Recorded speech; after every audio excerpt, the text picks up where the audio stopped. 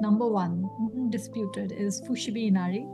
So that's the 12,000 Torii Gate shrine. And being a non-walker, I loved walking that 4-kilometer hike up to the top. Beautiful place. The second is the Pontocho Alley, which are these cute small lanes, by lanes, which houses these really old bars and establishments that the old Japanese businessmen used to go to.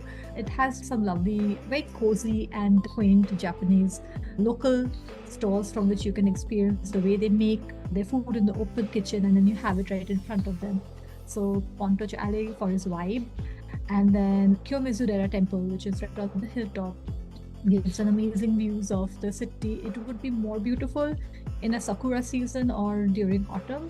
In winter, the view and the leaves and the forested area were pretty bare, but still it was beautiful, and I could only imagine how lovely it would look in other seasons. Those are my top three. Mine starts with the Gion district. I think being an early riser, I had the opportunity to experience Gion at 5 in the morning. So I went for a walk there, and it was completely dark, empty alleys. It just gives you a sense of the establishments there. A lot of them still have the geishas there, though you don't see them publicly. But it just gives you a sense of what it must have been centuries back when it comes to a particular place. So Gion is definitely one. Second for me would be Fushimi Inari. The walk is well worth it with all of those torii gates. Amazing view. There are 2 routes. I suggest the route which goes via the forest. And the third is the Kinkakuji temple with its gold-plated roof. We saw this view of it with snow on top of it. It was an amazing temple and an amazing view. So yeah, those are my top 3.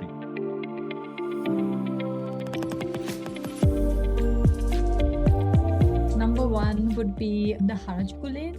Because of his vibe, of his kawaii culture, everything is super cute. You can buy the best souvenirs and have the most Instagrammable looking food from Harajuku.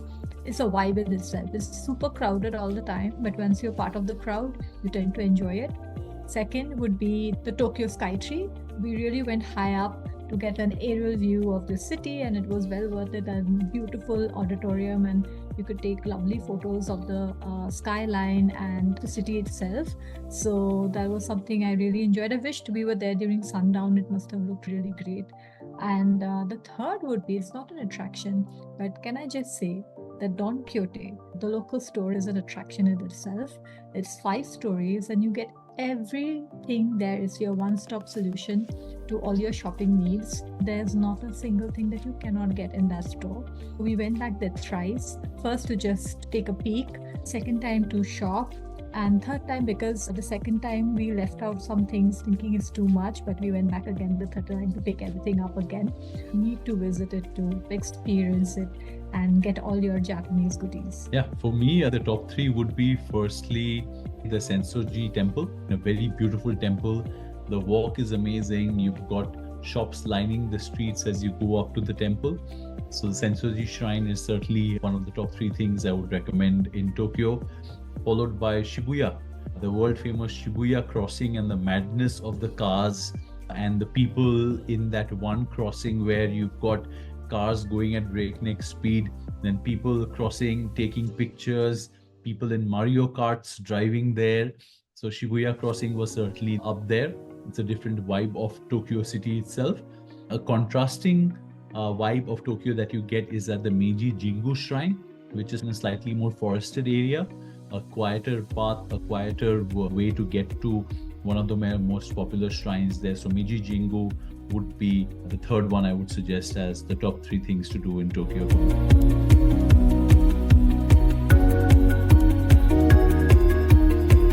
Top 3 attractions would also include day trips for me, because in Osaka we missed the biggest attraction of all, which was Universal Studios and the Harry Potter world. In Osaka, Dotonbori is the entertainment capital of Osaka. Is definitely, you should visit it for the buzz and vibe of Osaka.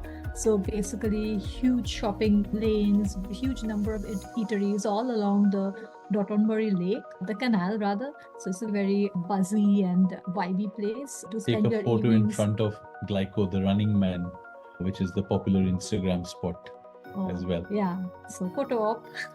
And Dotonbori second for me would be the day trip to Miyajima Island, which features the floating torii, which is also called the Great Torii, which is a huge torii gate in the middle of the water.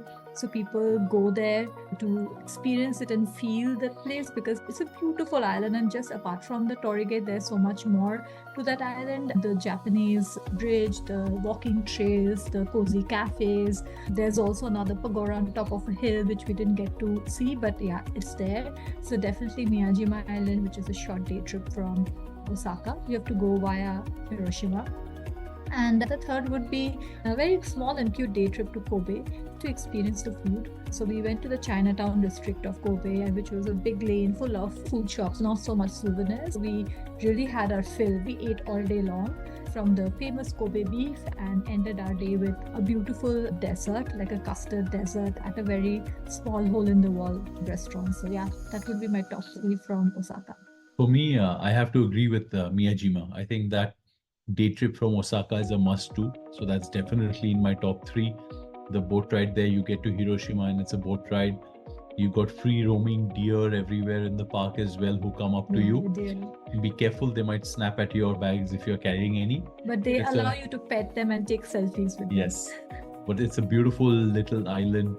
And when you see the torii gate floating almost in the water, it's a beautiful sight. So that's definitely up there. Second, I agree again, Dotonbori. It's an amazing place to, one, experience the vibe of Osaka, and more importantly, try the varied foods there. Different kinds of food establishments there, desserts, savory, you name it, you have it there. So certainly spend time there exploring food. So that's again second. And third for me would be the Osaka Shrine, which I quite like. It's a lion-headed shrine meant to bring you good luck and prosperity. I really liked the whole essence and the energy around the shrine as well. So for me, that is one of the top three things to do in Osaka as well.